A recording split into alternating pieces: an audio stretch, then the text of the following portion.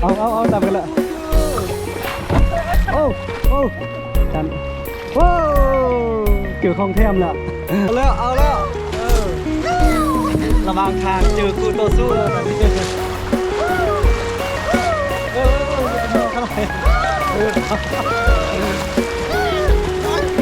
แข่งกันบ่เอาแล้วนะแข่งกันตอนนี้นะ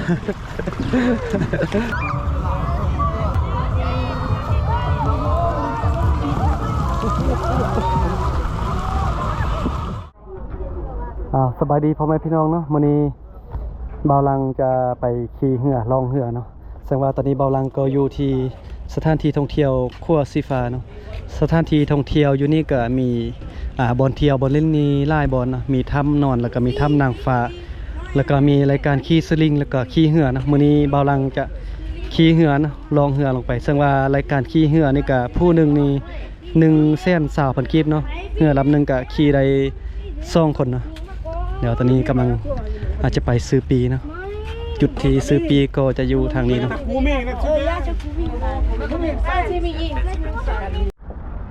โอเคเนาะตอนนี้ก็ซื้อปีขี่เหือแล้วเนาะซื้อปีนี่ผู้หนึ่งนี่120,000 กีบเนาะสำหรับพวกมื้อนี้พวกเรามานำกัน4 คนเนาะ จ่ายเงินผู้หนึ่ง120,000 กีบแล้วก็ได้เหือ2 ลำเนาะ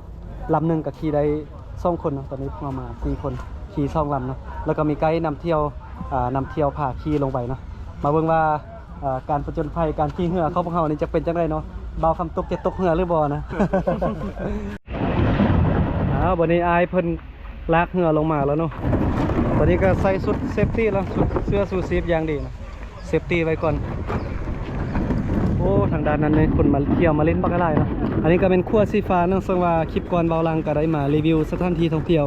อยู่นี่แล้วเนาะซึ่งว่ามื้อนี้เบาลังก็กลับมาตื่มเนาะแต่ว่ากลับมาเท่านี้เบาลังมาลองเหือเนาะนี่ใส่เสื้อชูชีพนี่เตรียมจะลองเหือลงไปเข้าสู่ตัวเมืองบางเวียงเนาะมาเบิ่งว่าการลองเหือของเบาลังมื้อนี้จะเป็นจังไดเนาะจะตกเหือหรือบ่เนาะไปประจนภัยไปนำกันเนาะมื้อนี้ไปลิ้นไปเที่ยวมื้อนี้ก็เป็นวันที่15 เดือน 4เนาะโอ้เดี๋ยวจุ่มเลยล่ะมาลิ้นบุญสงกรานต์อยู่นี่ลองเหือเนาะมื้อนี้โอ้นี่ไม้พายเฮาบ่มีคืนนี่ยังเต้ลองสบายไปเนาะโอเคเนาะตอนนี้กำลังลองเหือไปแล้วมาเบิ่งว่าการลองเหือของพวกเฮานี่จะเป็นจังไดเนาะไปบัดนี้โอ้ยเมื่อกี้ก็แวะถ่ายรูปหน่อยนึงเนาะวันนี้เปลี่ยนให้เบาคำตุกเราเป็นคนพายแล้วก็ให้เบาลังมานั่งหน้าเนาะเพราะว่าเบาลังจะเก็บภาพโอ้ทางหน้ามีคืนเนาะเบาตุกพายคนเดียวได้บ่ได้เนาะโอเคทางหน้าเบิ่งเนาะทางหน้ามันจะมีคืนนะเห็นบ่ตอนนี้เบาลังก็เสื้อใจเบาตุกอยู่กลับไปพาได้แม่เอาแล้วตอนนี้ก็เริ่มเข้าคืนนำแล้วเอาเท่ๆได้ตุกเอาเท่ๆได้เอาเท่ๆเด้ออุ้ยเอามันจะไปตะฟังแล้วนะ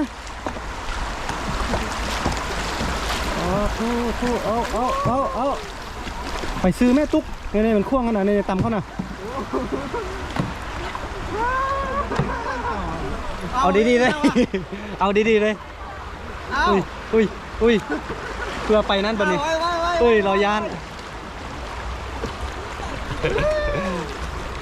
ฮัลโหลนี่ฮาว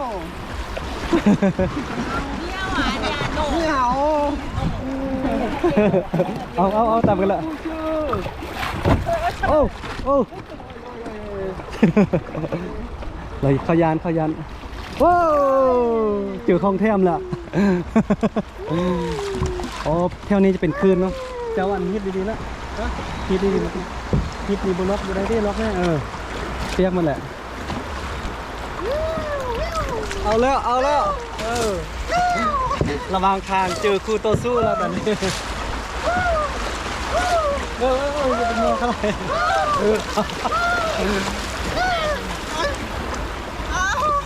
เอาขึ้นไปทางนี้มา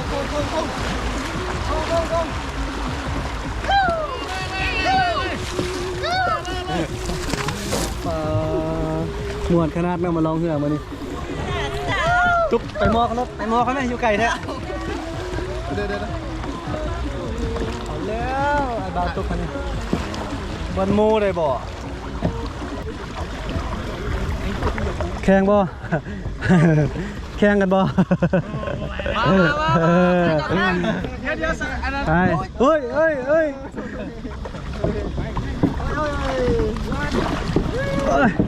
เอาแข่งกัน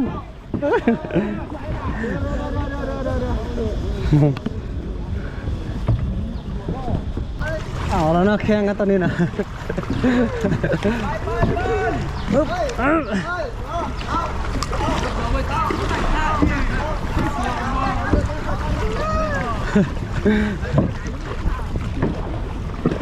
โอ้ยเอาตุกสวยไหมโอ้บ่าวตุกบ่พายว่ะโอ้ยบ่แพ้เขาเลยเขา2 คนแต่คนเดียวอ่ะโอ้ไปเวอันนิดนึงเคยเห็นผู้สาวงามไปโอ้โหตามละไปเบิ่งสาวกันไหมไปแวะเบิ่งสาวกันบ่อุ้ยตามแล้วตุกเอาเวทเที่ยก่อนครับ สาวแปมกันบ่ เป็นไรบ่หนึ่งงานแล้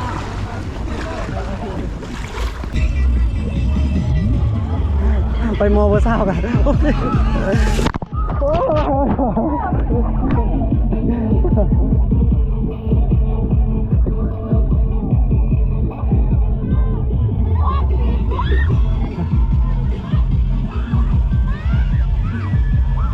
เอาขี่ตำเหือผู้สาวแล้วบัดนี้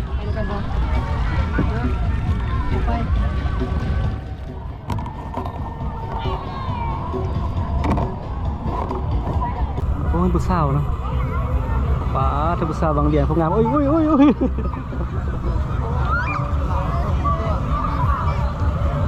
ตอนกันเลย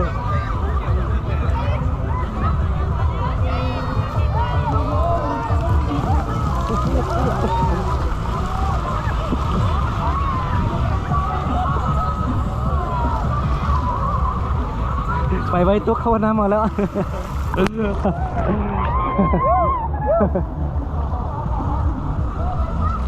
ระวังทางเจอเข้าพดน้ำตลอดเนาะพดแถวนี้มีคืนเหี่ยงอะไรแถวนี้นะฮัลโหล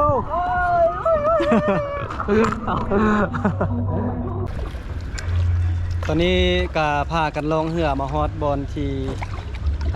ทาเหือบอลเข้าเจ้าเก็บเหือแล้วเนาะมาฮอดเป้าไม้แล้วนะบอยไงเนาะเอาแล้วเอาจอดนะเป็นเดี๋ยวนั่งก่อนจนแล้ว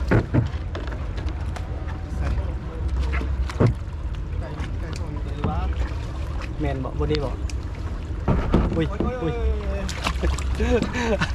เอาขบวนโอเคนะ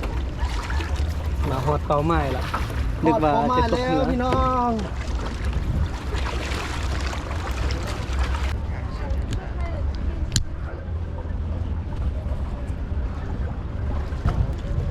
ไปมาลงพิษทาแล้วคิดไปไว้ดึงผู้สาวเห็นนายผู้สาวเห็นนายกันแหละไป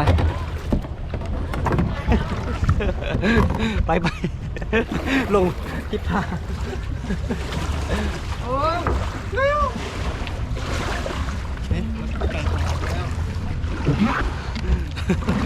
ผิดบอลเนาะ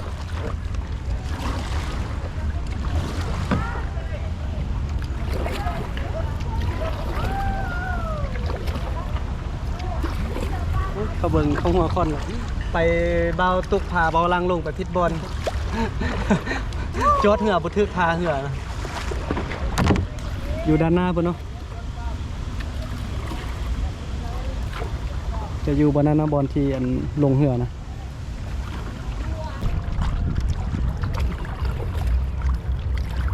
วันนี้ก็รู้สึกว่าม่วนเนาะที่ได้มาลองเหืออยู่นี่นะเพราะว่าก็เป็นการลองเหือครั้งแรกของเบาลังเนาะซึ่งว่าเมื่อกี้ตอนจะออกเหือลงมานี่เบาลังกับยานนึกว่ามันจะเป็นคลื่นใหญ่แบบนั้นนะยานเหือจะปีนเหือจะล้มแบบนี้ยานเนาะยานตกเหนือแต่ว่าขี่มากับน้ำกับโบใหญ่เนาะโบได้เป็นคลื่นใหญ่เป็นน้ำไหลธรรมดาเลยเด็กน้อยกับสมาขี่มาอะไรเนาะ ตอนนี้ก็มาฮอดเป้าหมายแท้ๆแล้วมาฮอดเป้าหมายแท้ๆแล้วตอนนี้นะ โตคนเท่าเอาคือผม เมื่อกี้ไปลงบันทึกบอล เพราะว่ามันนี่พอพดน้ำมันเปียกก็เลยบ่ได้ครับ ลงบันทึกบอลแล้วตอนนี้ ลงทางเหนือ ลงบอล บอลว่าลงเครื่องครับ ไปลงที่เทิงเมื่อกี้นะ โอเคตอนนี้ก็มาฮอดเป้าหมายแท้ๆแล้ว เมื่อกี้เบาตุกลงไปจอดเหืออยู่พุ่นเนาะไปโบแมนนะอยู่บนนี้เนาะอ๋อ จนไผ่เนี่ย เดี๋ยวสัมภาษณ์อายเพิ่นเนึงเป็นจังได๋ โอ้ย คือว่าเห็นไปต่ำก้อนหิน แต่ว่าการประจนไผ่ในครั้งนี้ก็ถือว่าบ่แม่นธรรมดาอีลากอีเรือ ม่วนบ่ไปเท่านี้นะ ม่วนหลาย คือเป็นจังได๋คือว่าไปต่ำก้อนหินบัดนี้ผิดพลาดทางใดบัดนี้ ผิดพลาดทางด้านเทคนิคว่าซั่น เออ เนาะๆคือรับไปแล้วนึกว่าจะค่อมลงน้ำมันแล้วสุดท้ายบ่ค่อมนะ แม่น ไปได้เซ้ย แม่น โอเคก็ม่วนไปเนาะ ม่วน อ้าวตอนนี้ก็มาฮอดเป้าหมายแล้วแล้วก็มีรถมารับส่งเนาะรถอายเพิ่นก็จะอยู่ด้านเทิงพุ่นเขาจะว่ามาบริการเฮานะไปรับไปส่งพร้อมเลย เดี๋ยวก็จะขี่รถคันนี้ขึ้นไปถึงพุ่นแหละขึ้นไปบอนที่ซื้อปีเนาะ กันเป็นตายเป็นกลัวเลย โมเมนต์ที่แม่นะ เอาดีๆได้เถอะเอานะตอนนี้ก็จะขึ้นไปบอนที่ซื้อปีก่อนที่จะลองเรือลงมานะเพราะว่ารถนี้จอดไว้ด้านถึงพุ่นเนาะเอาขี่เรือลงมาฮอดด้านลมนี้แล้วก็เขาเจ้าก็จะเอารถนี้มารับมาส่งกับพร้อมนะมาตั้งของเรือแบบนี้ตอนนี้กำลังกลับไปด้านถึงบนซื้อปีแล้วตอนนี้ฮอดเป้าหมายแล้วบัดนี้เอานะตอนนี้ก็ฮอดบอดซื้อปีแล้วอยู่ขั้วสีฟ้านี่ฮอดเป้าหมายแล้วนะ นั่นนี่แหละฮอดจุดเป้าหมายแล้ว ฮอดเป้าหมายแท้ๆแล้วตอนนี้ ต้นก็ถือว่าจุดนี้ถือว่าสุดท้ายก็มันมาฮอดจุดนี้แล้วเนาะว่าสำเร็จเสร็จสิ้นในการประจนภัยในครั้งนี้เนาะ การประชนภัยครั้งนี้ถือว่าสำเร็จแล้วเนาะ ฝากพี่น้องเขาเนาะแต่ว่าได้ติดตามช่องอนา เออ YouTube ของลัง เบาลัง เบาลังอนาแนลเนาะให้ฝากกดไลค์กดแชร์กดติดตามกดทำไม